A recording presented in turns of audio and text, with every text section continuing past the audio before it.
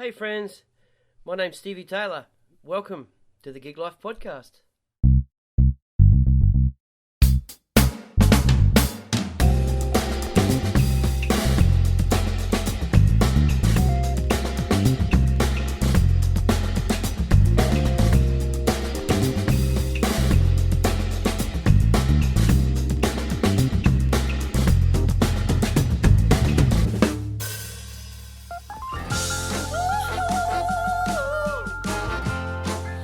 My guest today is Bek Jensen. Bek is a singer-songwriter, guitar player, music teacher, studio owner, choir master and doula. She's recorded and toured with Cold Chisel, Jimmy Barnes, Mahalia Barnes, Tina Harrod, Sleepy Jackson, Paul McDermott and many, many more. And with the release of her new EP Magic and Art, we sat down in her studio and we talked her career, her new EP and the elements that have shaped her into how she is today. So please enjoy. Cheers. I think we're rolling. Bek Jensen. G'day. How you going? Good. Good. Welcome to the Gig Life Podcast. Thanks for having me. No worries. So you're at the moment in the process of planning your EP launch. Yeah, well, kind of like I've called it a showcase, but it's a launch, but it's a showcase. Yep. You know, it's a soft launch, I suppose. Yep. Yeah. So when you say showcase, have you invited certain industry types to come in and? Yeah. I mean, I've invited all of the people that I can think of. Really. Yeah, I mean, anyone and everyone, because Magic and Art is for everyone, which is the title of the EP. Yeah, I've been listening to it. Oh, cool. Yeah, it's great. Oh, thank you. It's really good. Yeah. Great. Yeah, fantastic. So, it's for everyone. Yeah. Yeah. Awesome. And right, before we get to the sort of the making of the EP, let's roll right back. Oh yeah. Were you born in Sydney? I was Yep. born in Paddington. Paddington, yep. At the Royal Women's Hospital. Okay, cool. And at what sort of age did you find yourself into music? Because your mother's... Both my parents are musicians. Okay, your father too. So yep. my parents were young musicians in the eastern suburbs. Yep. And my dad's had been playing guitar, you know, probably from the age of about 11 or 10. And Mum started singing probably around 15, 16. She really made that decision that that's what she wanted to do. Yep. I don't know exactly when they met, but it was not long after that. So Yep. they must have been around 19 or so. Mum was probably around... Oh, no, she probably would have been about 17 or 18 Yep. when she met Dad. Yeah. And they did a contract in Tokyo. Yep. And was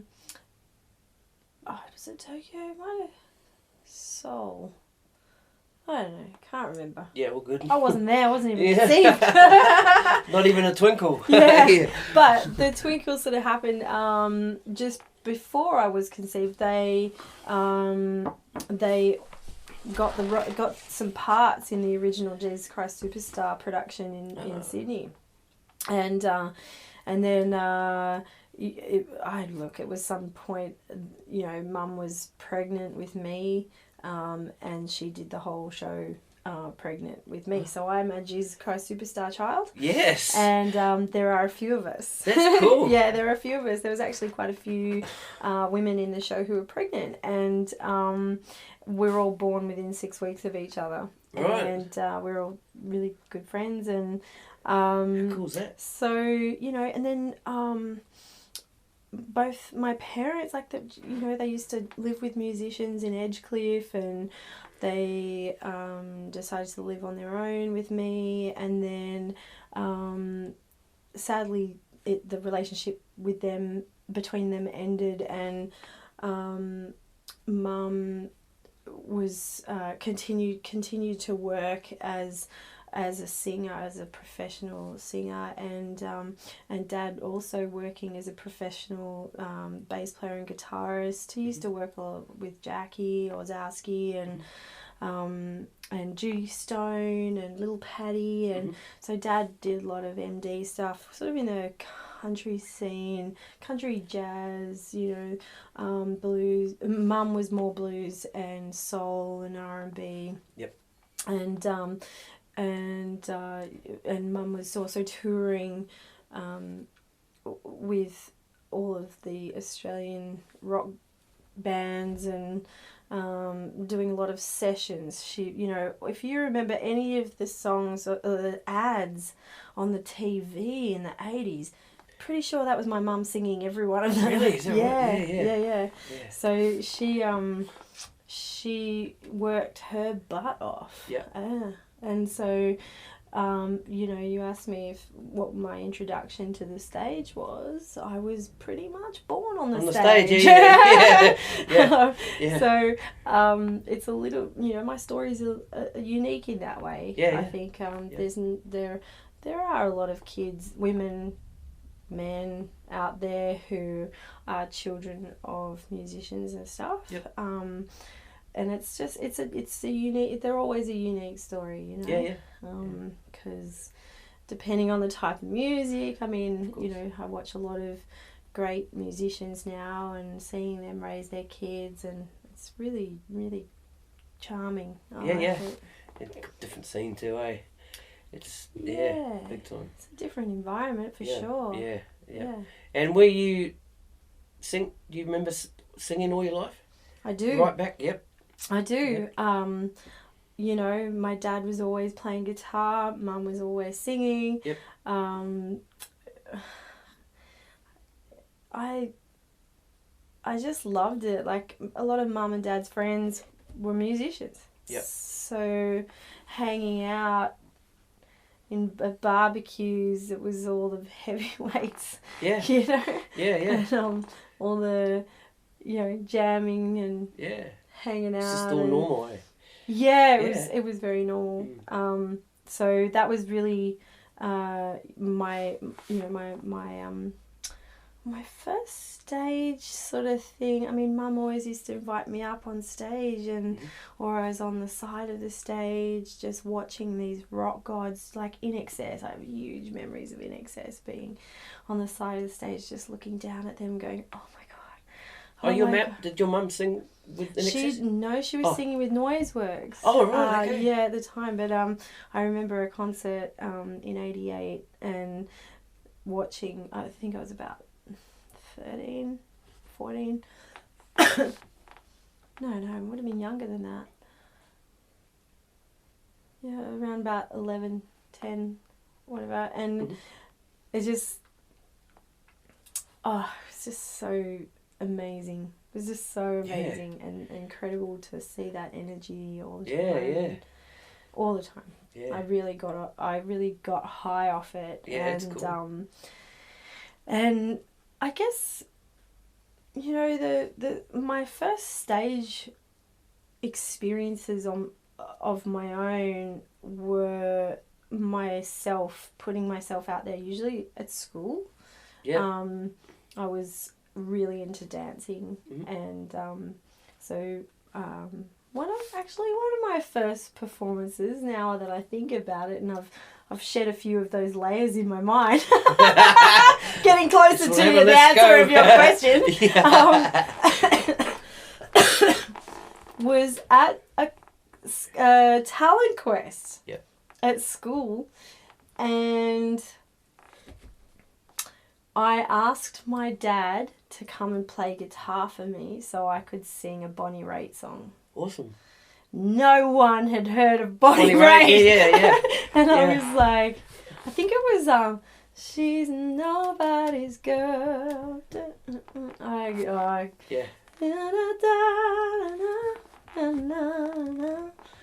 It was just an absolutely beautiful song. I loved singing it. I used to sit in my bedroom all the time singing it and alone. Yeah. And I went, I think it was in like year 5, and I was like, I want to enter the competition. I didn't win. Yeah. Because that was one of the hard things about my life, is that people didn't get me. Uh-huh. And when I say hard about my life, I mean just, you know, the trials and tribulations of being a young kid. Yeah. You know, we all have our little things. Yeah. So I guess, you know, I grew up in the Northern Beaches, and I don't know, there were a lot of artistic people, but my feelings were that nobody got me. Maybe they did, maybe they didn't, but that's what was going on for me. Mm-hmm. So that was my first performance on the stage. Yep. I reckon. Yep. Do you remember the reaction?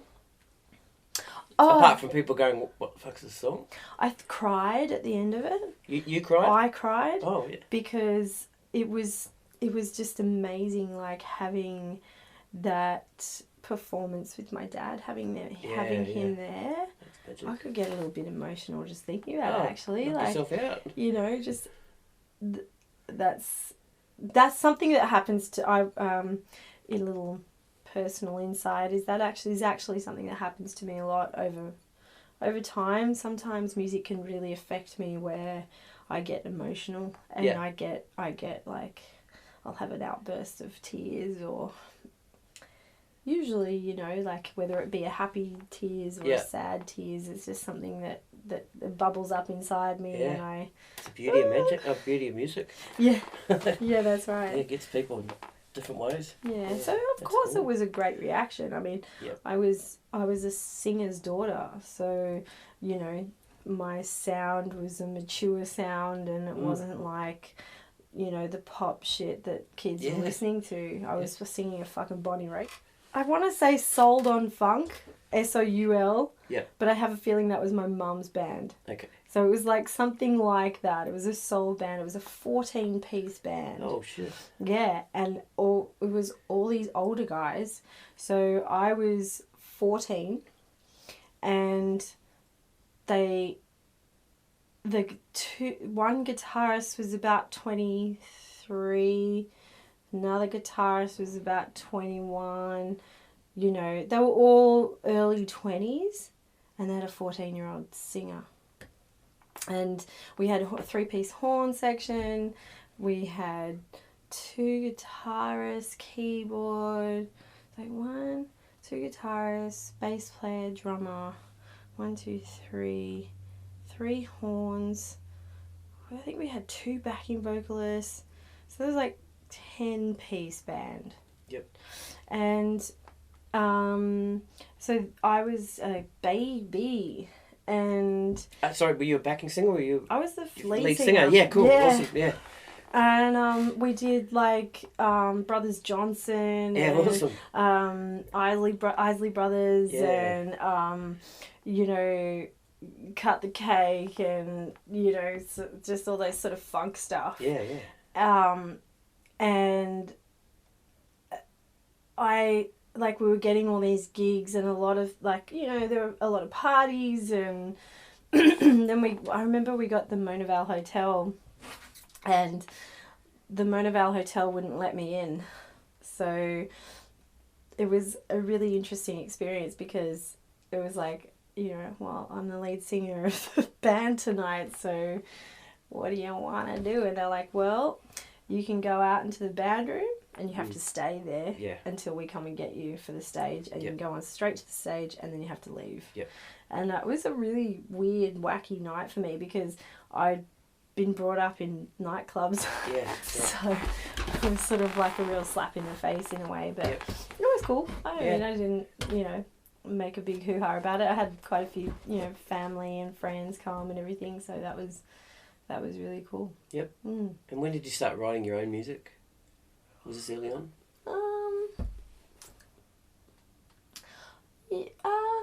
Yeah, I probably, I think I wrote my first song, it wasn't really until I met Michael, my partner, so I would have been around about 16 or 17. Okay. Sorry, I met him when I was 17, so I don't think I'd really written a song before then, other than doodling with my friends, making up stupid songs to other songs, you know, like I never you know, yeah, that was that. Yeah, and you play guitar. Yes. And how early on did you start playing guitar? I taught myself how to play guitar when I was about 13. I started probably. Yep. And I had been learning. My first instrument was a sax, and my dad really wanted me to play the saxophone, and I didn't kind of get it, but I get it now, you know, and that was that I learned how to read music, and it learned a lot about breathing as well, actually, and so I'm grateful that I was pushed into that. Yeah. But as soon as I went into high school, that's when I went, nah, I want to sing. So kind of a bit disappointed now as an adult. I feel like I want to do it again. Yeah. Because it's kind of a sexy instrument. Why not? But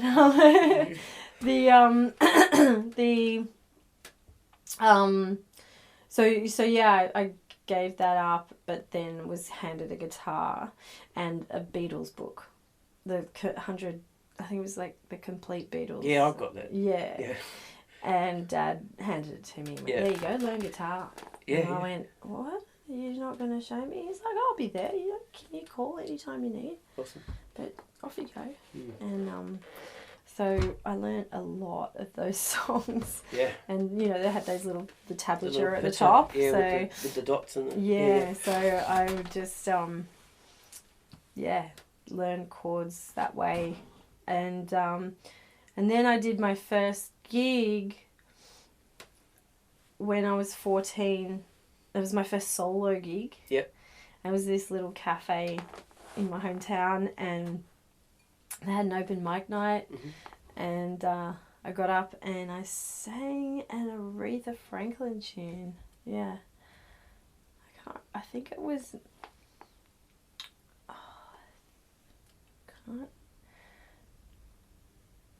It was like something simple.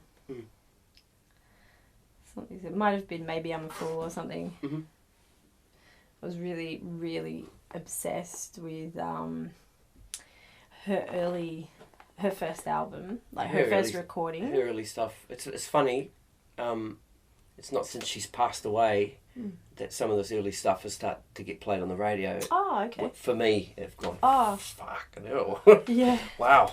I only sort of knew the more commercial sort of stuff, you know. Oh, okay. Wow, yeah, I know what you're saying. That early stuff is just... it's an album called Aretha Gospel.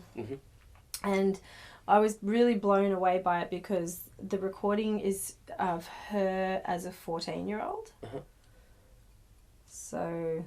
You sort of for a young girl around 13, 14, I was like really blown away. I learnt a lot about passion and spirit and soul and how to explore the depths of my voice with, you know, the majority of people who listen to Aretha, you know. You listen to Aretha and you get connected to the spirit, and that's what was happening.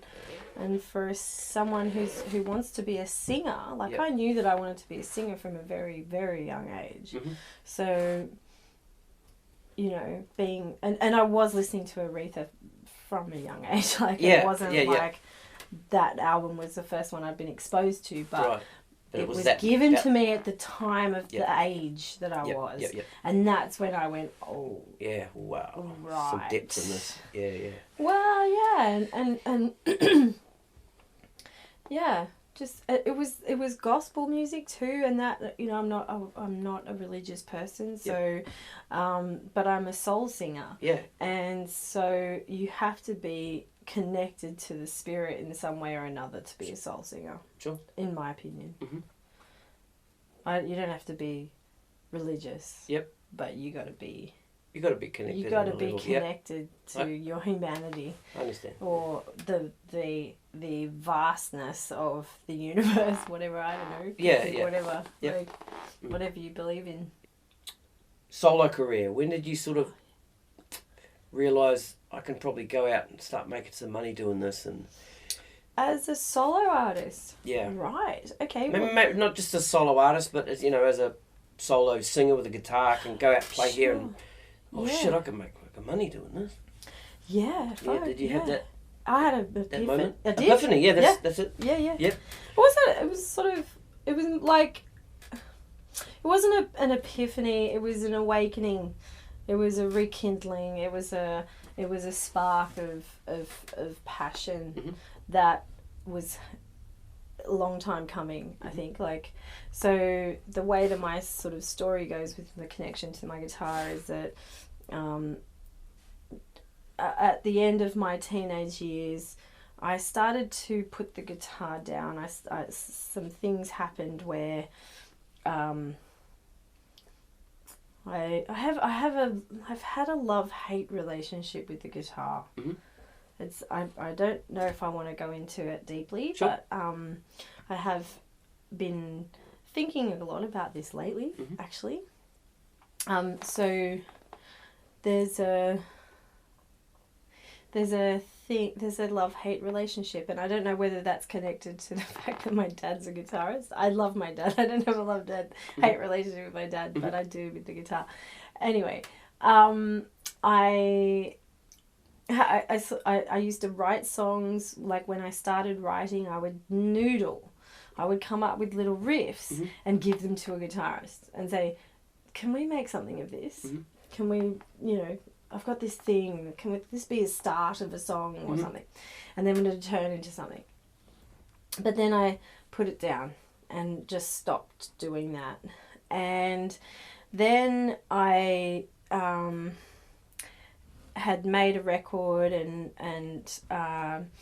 with an amazing guitarist, Marty Haley, and he's a really incredible guitarist. He's a surf style sort of guitarist, isn't he, on the Central Coast? Am I thinking? No. Sorry, I'm thinking of somebody else. No, he was a jazz guitarist, and he produced Jimmy Little. He was in Motel. He was in Raw Sugar. He was in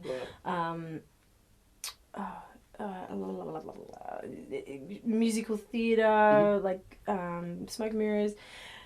Anyway, he and I had a really fantastic relationship, and anyway, we did this record, and a couple of the songs on that record, I had written half of them on the guitar, and then when we released that record, I said to him, "Look, I think I want to play guitar," and I started with one song. And it took a long time for me to feel comfortable with that one song.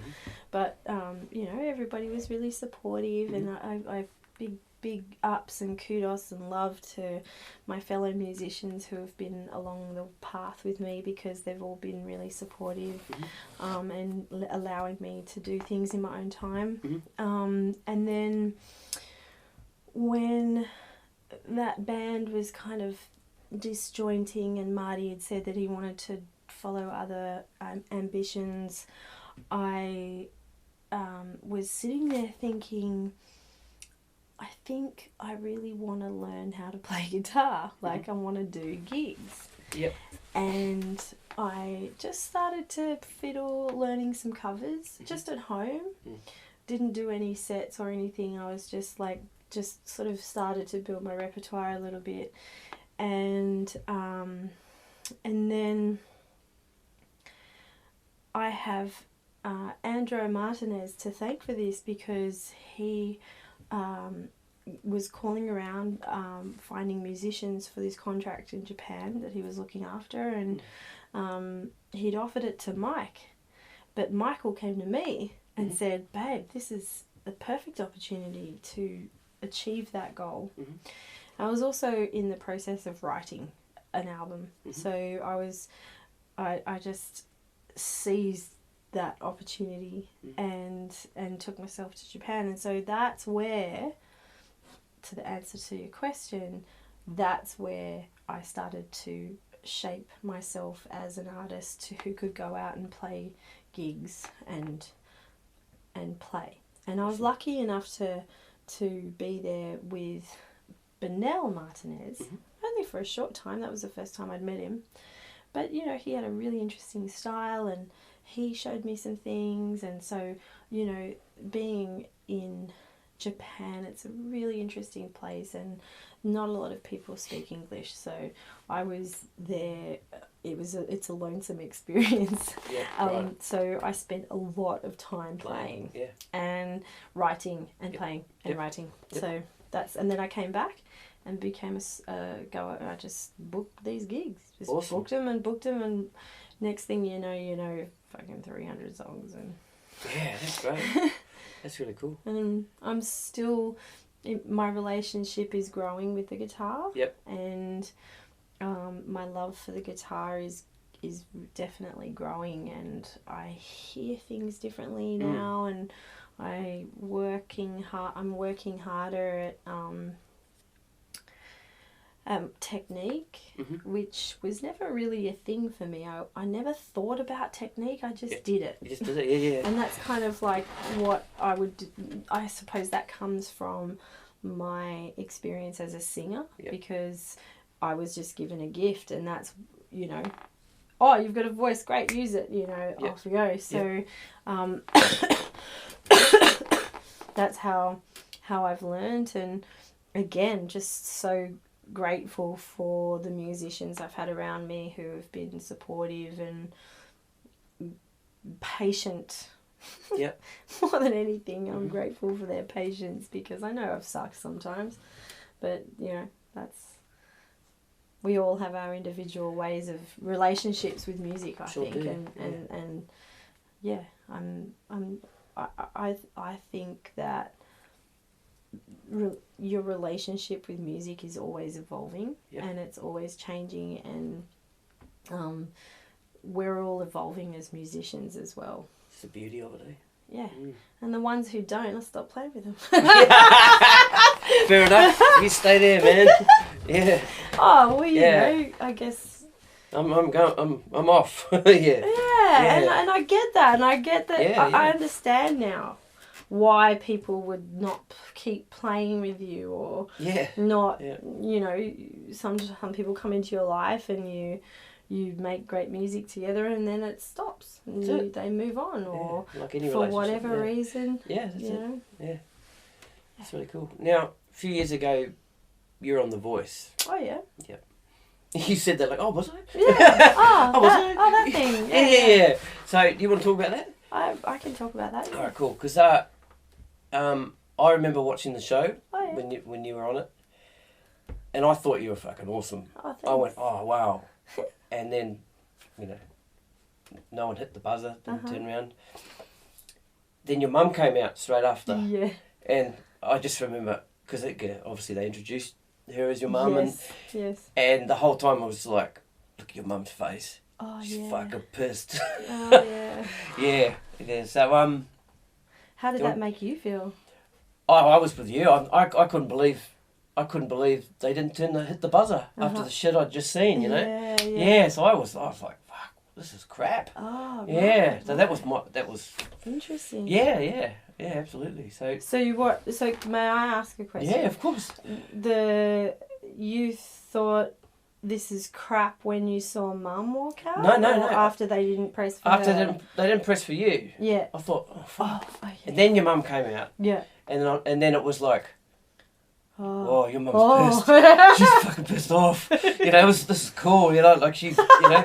Makes good television. Yeah. People, good television. Yeah. So I don't know if you want to talk a little bit about that experience and. Well, ask me the questions and I'll answer them as best I can. When you walked off that stage, how did you feel? After my performance? Yeah. I felt really good. Yeah. Actually. Yeah. Yeah. Yeah. I walked off that stage with pride. Awesome. I walked off the stage. Do you know what? It just was like a relief. Okay. To be honest. Yep. So how long? Can I ask what time of day that was? So what time would you have had to have been there? Was it late in the day? Yeah. Yeah. They asked us to be there at 7 a.m. Yep. I don't think I walked on the stage until about 6 p.m. Oh shit. Yeah. It's a long day. I pulled it out. Yes. pull the strings, man. Yeah. Yeah. And you know, the challenge in that situation is that, like, to keep you cool. Yeah. Throughout the day. Yep. I had so my experience of walking off the stage was I knew that I'd done really well. I knew that I'd sang that song as best as I could. Yeah. And I just was like, oh, okay, that's over. That's it. Cool. And then I went, shit, Mum. Yeah. Yep. So I had no idea. I actually wanted to be really close to her was what I wanted. I had no idea.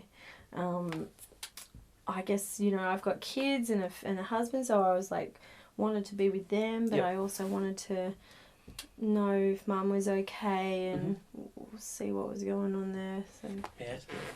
Yeah. It was emotional for me, I thought. Was it? Yeah, oh, I thought.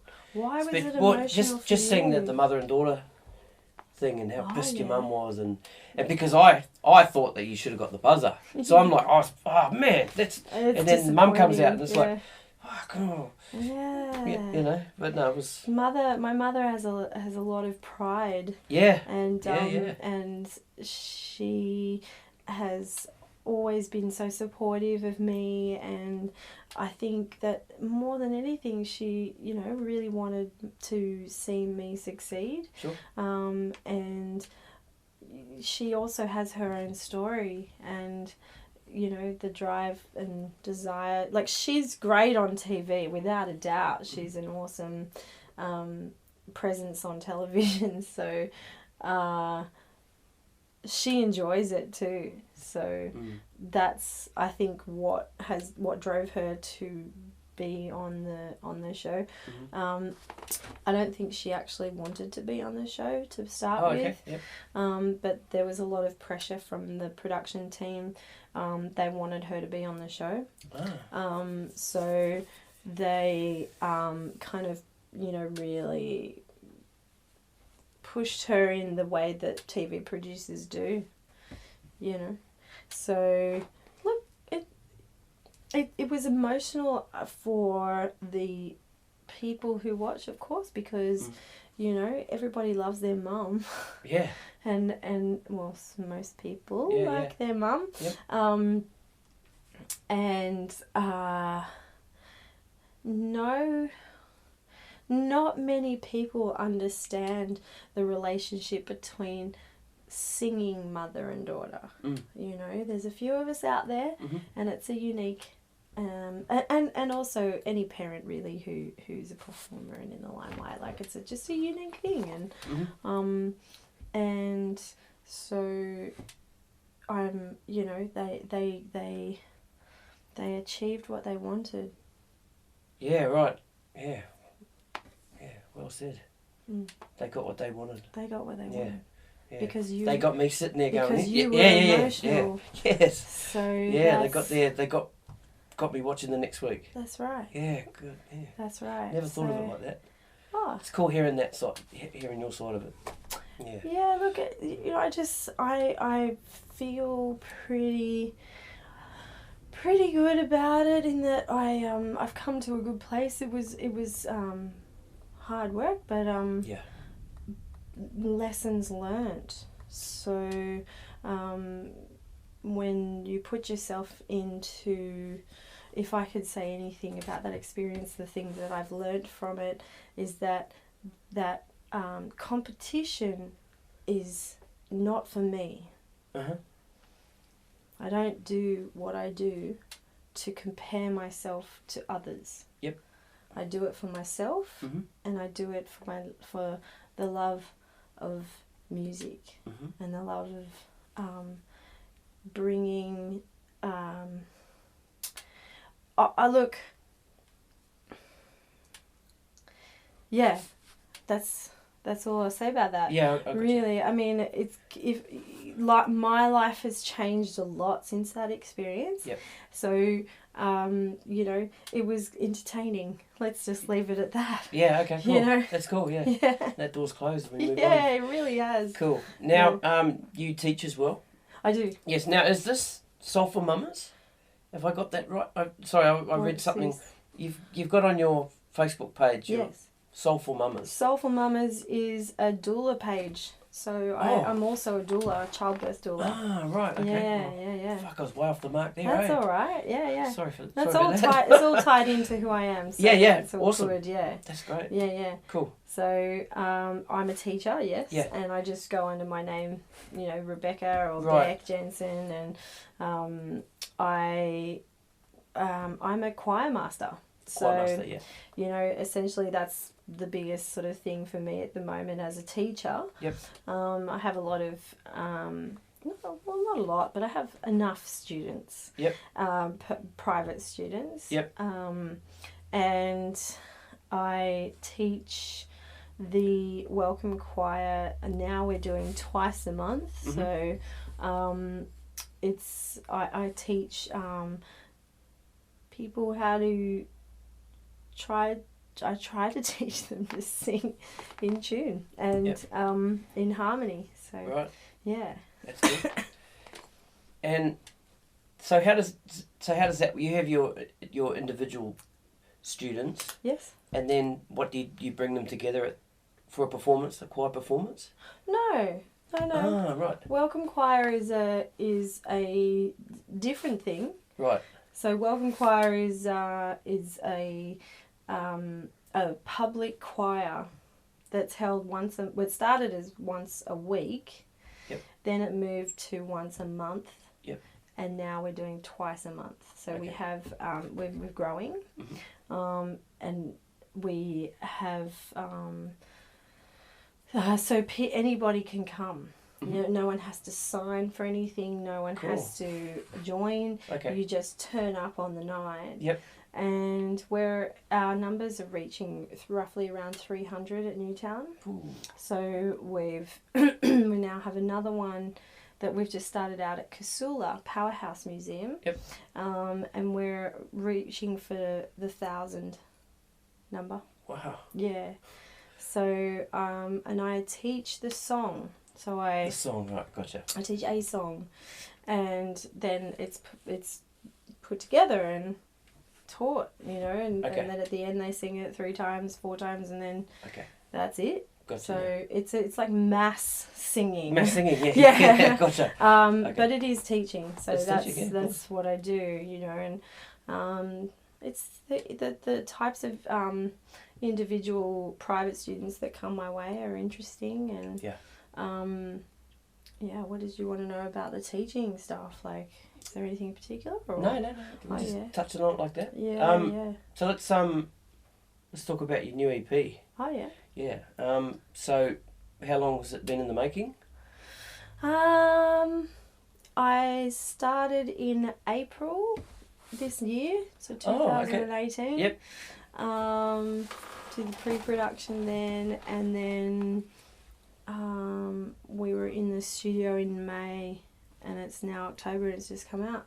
Wow. Yeah. Because it sounds like something that's been going for a long time, but you pulled it together. It sounds fantastic. Yeah, I mean, really look, good. some of the songs, they weren't written in a day. Yeah, sure. But they are songs that I've been sitting on for a little while, and some of them are actually really new too. Mm-hmm. Yeah. Mm-hmm. So there was no pressure. I put no pressure.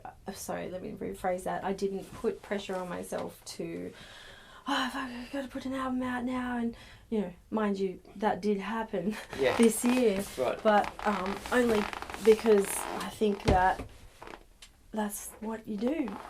Yeah. That's what you do. Yeah. And I just knew that it would happen when the time was right. I didn't want to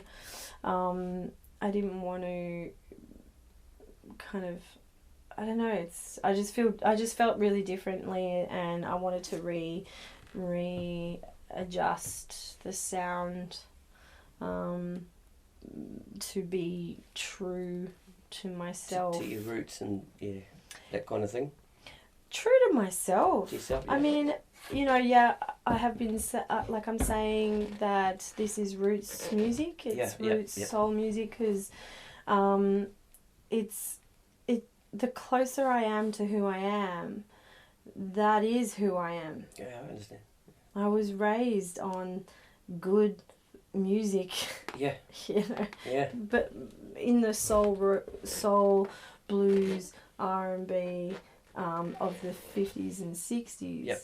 You know, R&B 90s, that's not my jam. Yep. But Yep. R&B of the 50s and 60s. Yep. Love it. That's really love cool. it. And So, who do you have play on your album? I have no idea who's... oh, okay. So I have Mitch Rogers on drums on the majority of the tracks. And he is a young cat who's been touring with Reese Maston quite a bit lately. Yep. And he's done a couple of gigs with his brother, who is Ben Rogers, who is married to Mahalia Barnes. Oh, okay. So he's in the family. Okay, yeah. And Joel Burton's on bass. Bass, yeah. Pardon me. The first song, that opening run. Oh, yeah. Yeah. It's great. Great. Yeah. Fucking awesome. Yeah. So, Joel Burton's on bass. Yep. Look, he's just such an incredible player. I've always loved Joel's playing. Ever since I heard him, I was just like, whoa. He's right on the money. Who's that dude? Because obviously when I listen to music, first thing I go for is the rhythm section. Okay. I'm just drawn there. Great. Excellent. And they're bang on. They're spot on. It's brilliant. Really Well, good. we recorded all of the rhythm and guitar live. None of it's to click. Yeah, that's great. The whole album. Both playing at the same time? All of us. The three of us. Fantastic. Yeah. That's great. So I've played It's on. guitar as well. So I'm on all the guitars. Yeah. And then, well, the first track's a mighty track, obviously. Yep. When you hear it, you go, Yep. oh! Yep. Look out. Yeah. It was kind of a dream come true, really. I was Yeah. just, wake up one day and go, oh, what can I put on today? Yeah. Ladies, are you ready? Yeah, it's awesome. Yeah.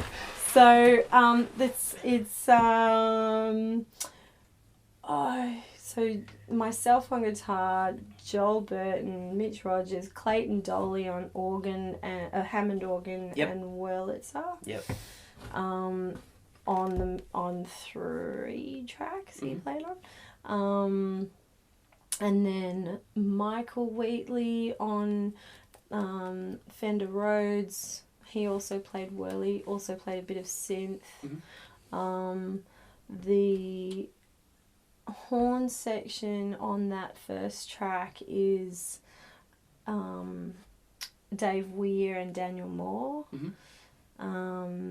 And the acoustic guitar is actually played by Paul Mason because I love him. Yeah. And I was like, come over. Yeah.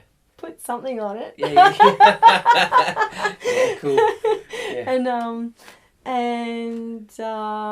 then the very last, I actually sang all the BVs on it, and then at the last minute went, nah, I need the girls. And I called them up and got them in. So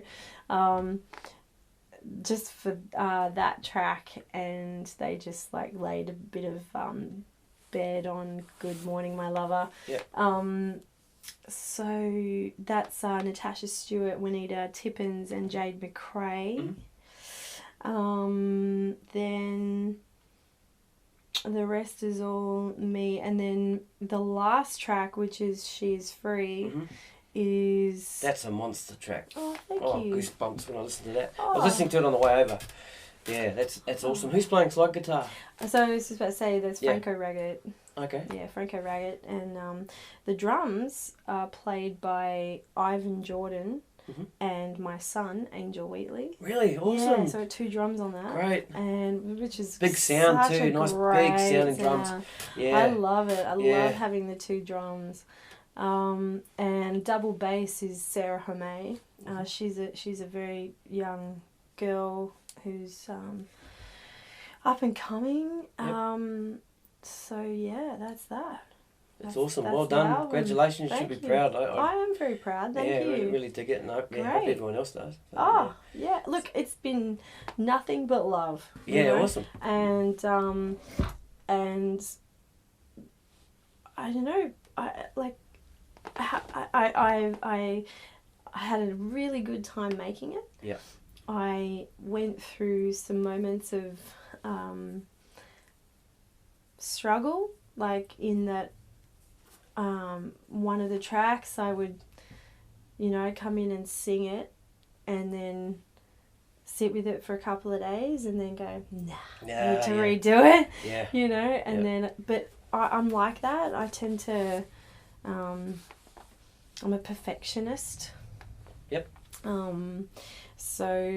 But I also like to leave things as well. I'm getting better at knowing when it's time to let go and when it's time to keep. Yep. So, my biggest challenge I found was the guitar stuff, but at the same comes back to that relationship with the guitar. Yeah, a little bit. Yeah. And but also this album was all about that. This album is all about the guitar and me and my relationship with it and exploring myself as an artist like that. Yeah. And, I know I'm not the most perfect guitarist. No, I'm not the most perfect singer, for fuck's sake, but... Oh, you do alright. Pretty good. Yeah, no, awesome. But I'm... This is how I do it. This is how I roll. I learn from doing it, and I give it as art. Yep. And that's why the album is called Magic and Art, because I believe in the powers that create feelings and emotions in people. Sometimes I look at music like magic. Mm-hmm. You can, like you say, you get goosebumps from that track. Yeah. I have no idea what gives you goosebumps in that track, but it could be. Yeah, it's sometimes. It's a feeling. I don't know it's what an it emotion. is. Yeah, it's the words. It's usually a sound for me. It's a group of sounds that come together to just. Makes you do something. Yeah. Yeah, that's it. That's it. It's different for everybody, Yeah, it is, and I was so grateful. I had the most beautiful phone call from someone unexpected this morning, and he was like, "Oh, I'm just listening to your record so much. I'm up to like the 10th time, and I'm learning the lyrics now." Oh, yeah, and yeah. I was yeah. "Oh," and he's like, "You've done such great work," and I was like, "Oh, what's your favourite song?" And it's the song that I thought that people wouldn't like, So there was, one of the tracks, I'm not going to say which it is, but one of them is one that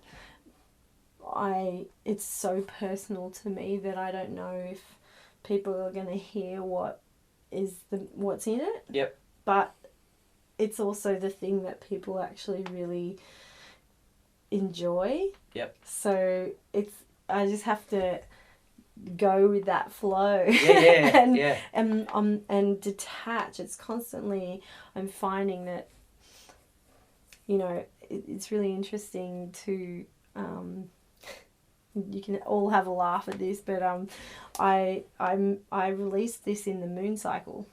So the full moon was when so sorry. You're right. So sorry. It's all good. Damn those alarms.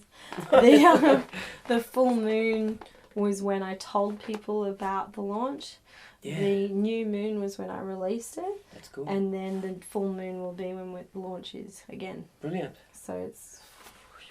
No one's going to laugh. Who's going to laugh at that? If you laugh at that, well, you're an idiot. But it's a really powerful thing to me, and I am very connected to the universe and the stars, and I believe in the pull, and I also believe in magic. So whether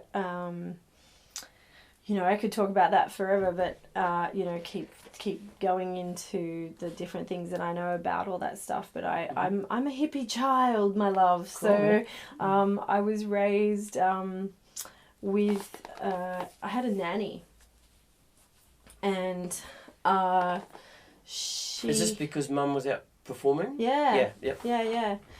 So this nanny used to come on the road with us sometimes. Oh, right. And look after me while Mum was performing. Yeah. And she is a spiritual healer. Mm-hmm. And so I was raised on,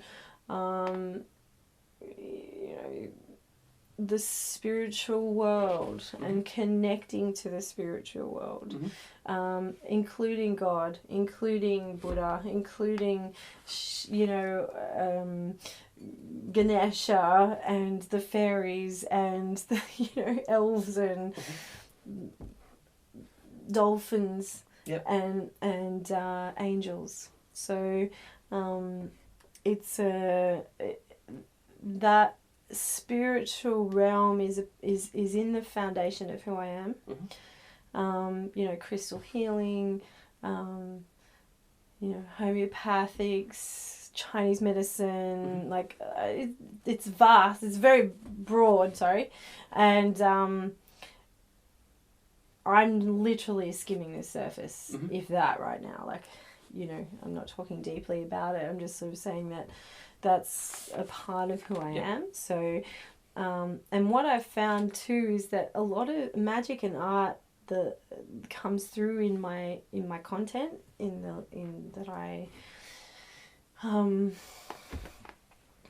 things I write about, and the things that that were coming through in this particular record anyway. So,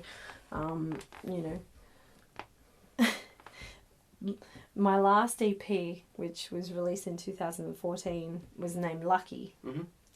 And that was because I felt lucky, So it's like kind of magic and art is like the next level, I feel like I've grown so much. I've actually explored so much. And you actually mentioned before about the, soulful mamas. And I mentioned that I'm a doula, and some people will go, what the hell is a doula? Never heard of that word.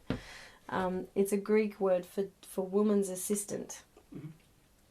And I studied to be a childbirth doula in 2016. So I released the EP. Things didn't sort of go that great in that With Lachy? Yeah. Yep. Yeah. I mean...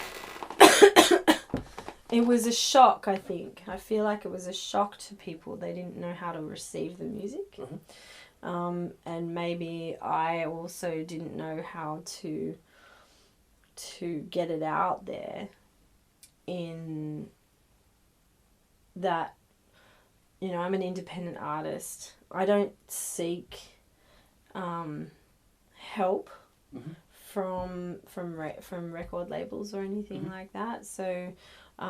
it wasn't in my radar at the time, and I pushed avenues with it, but I didn't push it as hard as I could, probably because that the people weren't receiving it as I thought they would. I didn't get it. So you were sort of waiting to see how it went before you pushed it, or no. You just were kind of seeing how it was going, and just visualize, just seeing the way people were reacting to it. Yep. And then I just kind of let it go. That's that. I still perform the songs. Okay, Don't get cool. me wrong. Cool. I love half the songs on them, and there's ones that really stick with me, but it just didn't. It's different, but for me, exploring the depths of my songwriting and the things that Tim and I, because Tim Hall produced it as well, and he and I had been writing together for a while. We wrote a lot of songs, and eventually I went, I want to release some of these, and so it wasn't entirely me, it was me and him. Yep. And it has Tim's influence throughout it. So it was just like a duo in a sense, rather than just Bek Jensen, even though I said this is Bek Jensen. Yep. So I don't know if that's because of that reason or what, but anyway, I've kind of lost my train of thought. back to, Lachy and... Oh, no, I'm just talking about, like, I did feel really lucky at the time. Yep. And I was grateful, and, you know, I really enjoyed making that record. Cool. I really enjoyed writing those songs. I love Timmy. I love the people who are on that record. Yep. It's just different. Mm-hmm. And with this album, I produced magic and art. So that is the difference there, is where I just harnessed my abilities and the sounds in my head. Yeah, cool. And really went, this is what I want. Mm-hmm. But also allowing the magicians on the record. Yeah, magicians, yeah, yes. The magicians that came and played, musicians that came and played on the record, you know, they brought their talents, and there's a really beautiful thing that happens when you just allow people to be themselves, I think. And I put a lot of trust in people, and trust in myself too. Like, you know, there was a real shift in who I am with this record. And I have to say that being a doula and changing the way that, you know, I've brought quite a few babies into this world. Mm-hmm. But my role is not to bring them in. I usher them in. Mm-hmm. I'm the one that holds the door. Yep. So to speak. Yeah. You know, yeah. I hold their hand. I hold the ladies' hands. I give them guidance and the baby guidance to come into the world and be birthed as a human mm-hmm. being and as a mother mm-hmm. and a papa or yep, whoever sure. else is in that relationship. Mm-hmm. So that I've changed. I'm a completely different person than I ever was before I became a doula. Yep. And I always knew that I would be a doula. Mm. I had a doula for my children when I birthed. And it just, I knew, I just went, oh, that's something I want to do. Mm-hmm. That's amazing, because the you know, it's just, every woman needs to have one. Mm. It's just, any person who's giving birth needs to have someone, he needs to have someone with knowledge, you know, mm-hmm. like this is the thing that, like, I studied what happens to people when they birth things, mm-hmm. birth babies, sorry.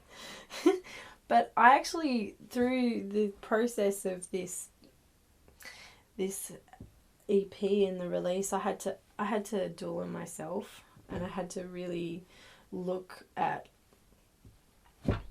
my behaviours, change things that I was doing,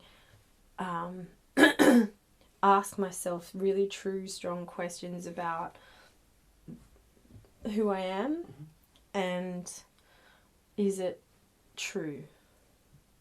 And is you know, because the closer you are to being yourself, the more people are going to enjoy it. Mm-hmm. That's just, yeah. That's where I'm at. That's cool. Yeah. So, do you have plans to tour the EP? I do, actually. Awesome. Yeah. It's a hard thing. I'm finding to find the time for everything. Yeah. As I have to work still. Yeah. And I have to still, you know, get all the promotions done, and I am funding it myself. I haven't asked for any money from anyone for this project, mm-hmm. and it's a little bit challenging, but that's okay. I'm just going trusting in the universe and allowing things to come at the right time. And the plan is to get on the road for sure, because my 2 children are not children anymore. Yeah. And I've come in. This is the other thing that's so unreal about my life right now, and that I'm free. There's nothing holding me back. And when I say that, and that, like, I know that kids don't hold you back. I know but, yeah. But, you always have that worry, I've got to get home because my little boy's going to, I'm going to miss his first step, or I'm going to miss that birthday party, or, all those sort of things. I don't have that anymore. So it's the next book. Yep. I've put one, part A on the shelf. Gotcha. And now going into part B, and that is a brilliant, wonderful, exciting feeling. I hope that people see that. I hope that people, like I said, people are really enjoying this EP, and they dig the sound. So, my relationship, like I said, with guitar and just playing, that's all I want to do is play, like that was another thing actually that was behind this record, is that I just want to play. Yeah, cool. So I'm just going to be me, so that people who, regardless of whether I do a gig solo or with a full band, it's still going to be me. Yeah. It's still going to be as close to me as possible, and they'll just dig it. So it's gonna. I'm hoping to do a solo run, and then a band run. But I just got to know. I got to figure out how that's gonna work, because it is nerve-wracking. It is, I think the challenge that comes with touring this country is the size. Yeah. The size of the country, and we're certainly not Europe, and we have a lot less people. So I think, I just want to, I'm going to do the best I can. That's all I can say, is that I can just do the best I can to get the music out there and get it played on radio, so that I can do a show in another town, and because the money doesn't come out of thin air. Yeah. You need the people at the gig to pay your band. That's right. Yeah. And or to pay me, or to pay for the petrol, or to pay for, it's all relative to doing what you want to do. So I am just doing everything I can to fall in line with that vision, and the best I can. Awesome. I can't ask myself to do anything. What do I say? I can't ask myself to do any less than that. Can only be me. That's it. You can only do what you can do. Yeah. Yeah. Exactly. Yeah. So, it's an exciting thing. I'm pretty. I'm keen. Yeah. I'm keen to get out there. I want to play in Byron and Brizzy. I'm really keen to get to Brizzy. Everyone's been talking about Brizzy and sussing that out. But I also have quite a lot of fans here in Sydney who actually have been saying, you invite them to the show and they're, oh, so sorry, I can't make it to the show. And I'm like, okay, better put another one on there that night. And then I'm like, so just trying to think about, keeping that flow happening. And I feel I have a really good time in my music, and I think the thing about songwriting is to sort of, be able to write songs that make it good for people to play, make it fun for people to play. So that you can keep it interesting, and they get a chance to fly. I want my bass player to fly. I want my keyboard player to fly. I want, you know what I mean? So That's awesome. it's about writing. It's not just all about me, you know? Yeah. Fuck that. Yeah. Fuck that. It's, you know, I'm not that kind of person. Yeah. I'm a people person. Yeah. I love people. I love the people I play with. I love my fans. I love anybody who's in that fucking room or around me.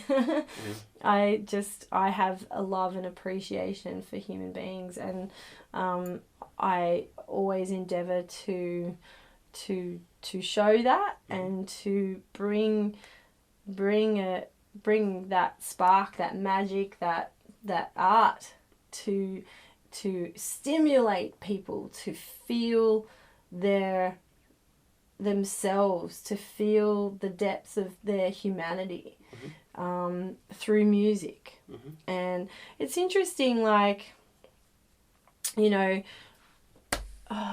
someone said there's been a shitty month, you know, there's shitty things happening where people dying and people with cancer or someone, you know, and I actually have a fan of mine who she loves music, she's really great, but geez, she's had a shit run with her partner going to jail and having to sell a house, and you just all these crazy things, you know, where and then I have a student who is quite young, and her the mother just lost her dad, but then her partner is losing his mum.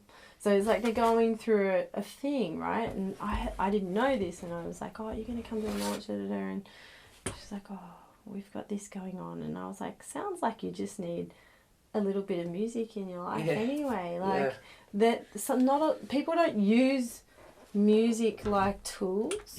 They get in the car and they put the radio on, and that's it, you know.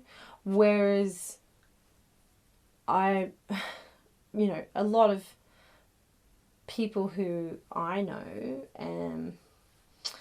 you know, I mean, I'm surrounded by artistic people, but, you know, I will put an album on to cry. Okay. I will put an album on to dance. I'll put a particular album on to laugh.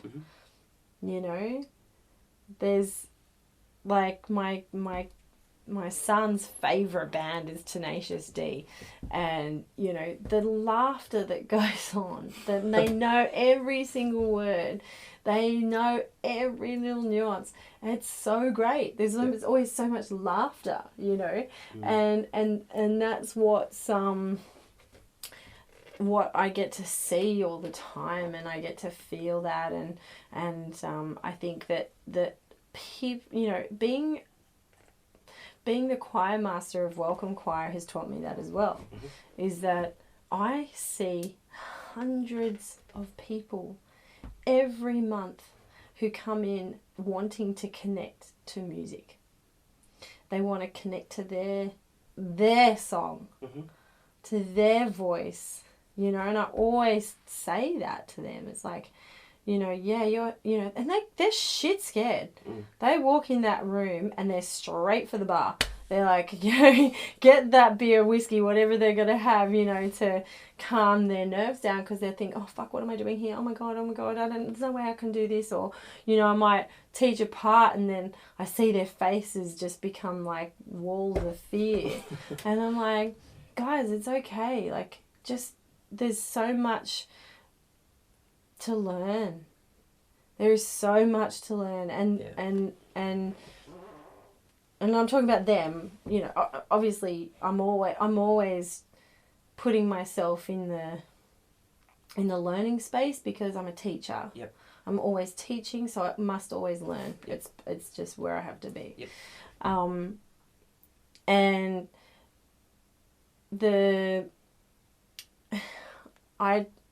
at Welcome Choir, I talk about the powers of music, and I also give people, I remind them of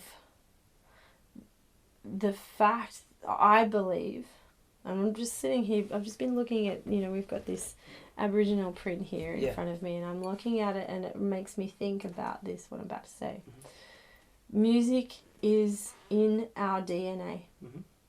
It is in every single human being. We know music. We know rhythm. We know pentatonic scales. We know how to sing, because our mothers and our fathers sang to us the second we were created. They themselves were singing songs, the minute, when my son was born, my daughter actually was born, and Amazing Grace was singing by Mahalia Jackson. So I named Grace Mahalia, is her middle name. And so Amazing Grace. So I called her Grace Mahalia. Like, it just made sense, Awesome. And that soul music, spirit music was playing when she was born. And it's just in us. It's in us. And when you just go, oh, right, okay. So I don't actually need to worry. I don't need to go, oh, I can't sing. Because half the people who come into Welcome Choir say, I don't know why I'm here, I can't sing. Yeah. Yet they're there for a fucking choir. And I'm like, okay, well, let's just fucking change I think I said, when I came to singing lessons with you, I think I said that. I come to singing lessons, I can't sing, but probably I can sing a little bit, or otherwise I wouldn't have come here, eh? Yeah. That's funny, yeah. It is. It's a language that gets, we put on ourselves. Protect ourselves, I guess. Yeah. Because, for whatever reason, someone told you to shut up, or someone said, nah, you're not good, or you didn't like the way your voice sounded, right? But it's just around us all the time, and in even mundane things. I like to imitate sounds. I like to imitate birds. I like animals. Fucking trains. I love trains. I love trains. I love the rhythm of trains. I don't know, this is a thing. But, there's just music everywhere. Yep. Absolutely everywhere. It's just a matter of turning to it and being disciplined, Doesn't mean that you're good all the time. Like, I'm just saying, like, as a people who come into, I don't know, I'm always asking the question, what makes a good musician? That's right. You're turning your mouth. Yeah. Because what makes a good musician, Like, the little kid, like, you see these little videos lately, and this is just a question, I'm not saying I'm right or wrong, but there's these little videos of a little 4-year-old. The little drummer and the little 4-year-old drummer. Yeah. Okay? Chop City. Yeah, Chop City, yeah. But is that a good musician because no. he's just Chop City? Because he can play a sick beat? Yeah. Is he doing that, I don't know. I'm just throwing that out there because, that all kids are into mimicking. They like to explore music. Oh, if I go dung, dung, dung, dung, and everyone goes, yeah, that's in time. They go, oh, okay, dung, dung, right, dung, oh, yeah, yeah, everyone's reacting, great, yeah. And they're still, dung, dung, they're still going on that fucking drum, right? But then, the other kid next to it's more talented because it's going, dum, dum,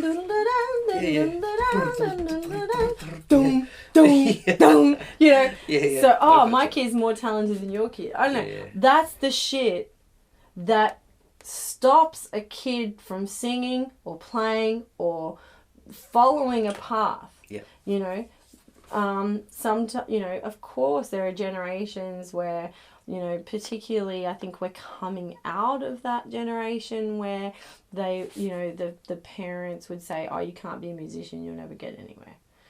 You know, like, I think that was last generation. Yeah.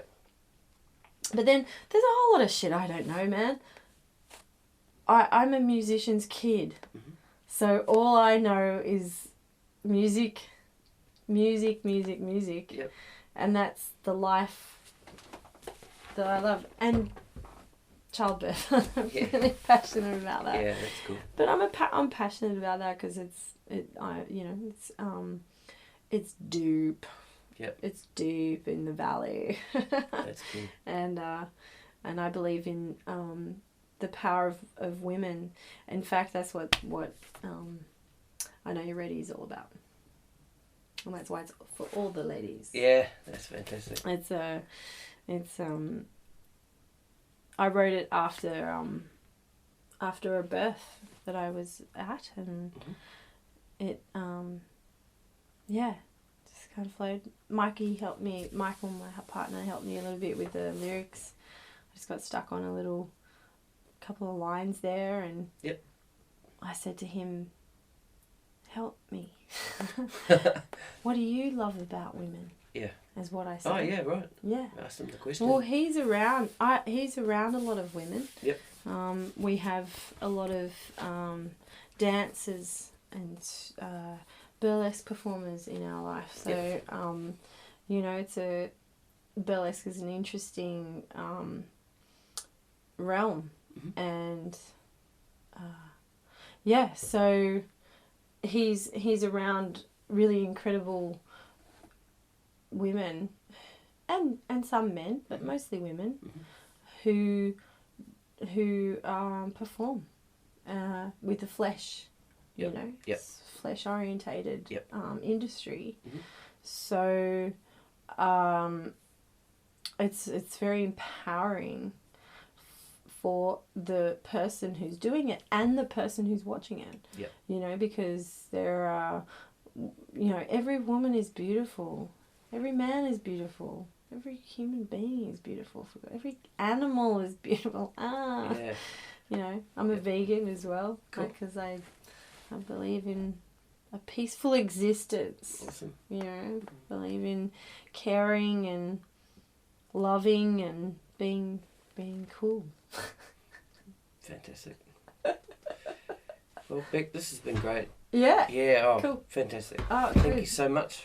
I really appreciate you asking me to come and have a sweet chat. as. No, all good. And I wish you all the best with your music and man. I hope path that, and journey, and I'm following along. Yay. Yep. Yeah. Well, put the EP back on radio in the car when I head out. So I think I'm gonna push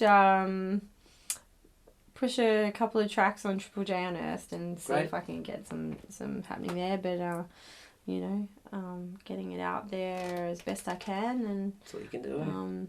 Thank you so much for just giving me the opportunity to have a chat. And sweet as. Talk about my life. Yeah, and I'll link any links that you've got to your music. I'll put it in the show notes of the podcast. And awesome.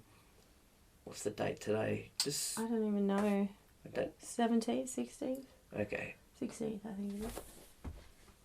By the time this comes out, you may have already done your show. Yeah. So. You said November or something, didn't you? Oh, no, it should be end of this month. Oh. Okay. By the end of this month or early November. Mm-hmm. But so let's just say it came out. Oh, great show! Your show was awesome, Bek. Yeah, woo! Man, you smashed it, man. It was awesome. Yeah. Nah, sweet. Oh, it's going to be an amazing show. And there is a show that I'll be doing on the 16th of November. Okay. At Market Street in Crow's Nest. Yep. Have I got that right? Market Street, I think it's called. Yeah. In Crow's Nest, and it's a really beautiful venue, amazing people. I'm going to have my band. Awesome. So that's going to kind of be another sort of mini launch I'll be inviting people to. So Awesome. please come along. Yeah. I think you can get dinner and show as well if you want. Yep. Market at Market Street it's called. Sweet ass. And in Crow's Nest. And what else? Oh, there's look, I've already started writing the next EP. Great. Yep, I want to do another one as soon as I can. That's good. So Keep the ball rolling. yeah, I really enjoy it, man. Yeah, it's good. Like, I just hope I can keep writing good songs. Well, make the most of this. Yeah. Yeah. It's great. Yeah. Yeah. Awesome, Beck. Thanks so much. Thanks, man. All right, sweet Thank as. you so much. All right, cheers.